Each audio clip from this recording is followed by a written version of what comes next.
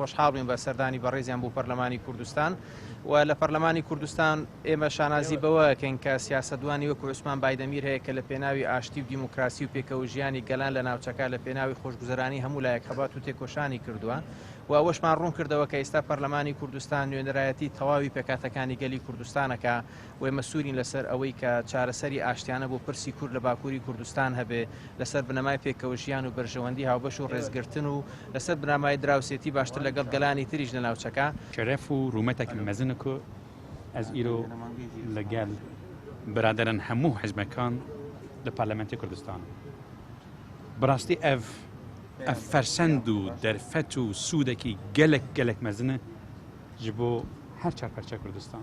Carek din bi çavê serê xwe dî ku parlamentoya Herêma Kurdistan, parlamentoya her wiha him Kurdayê, him Türkmenayê, him Erebayê, him Ermeniyayê, him Mesîhiyayê, him Mihemediyayê, hem Kakayiyayê, hem Êzidiyayê. Maşallah ev e. Tiştek em dixwazin ji xwe ev e. Ku ev li xaka Kurdistan pêk were, ku ev li Tirkiye pêk were, ku ev li Sûriye pêk were, ku ev li Tehran pêk were. Ez li hewler bûm. Min serdanî Baxda kir û her wa min serdanî Silêmanî kir. Bi xwe berê ev avaya ava nebû. Bi sed hezaran berdel hatin dayîn, şehîd hatin dayîn.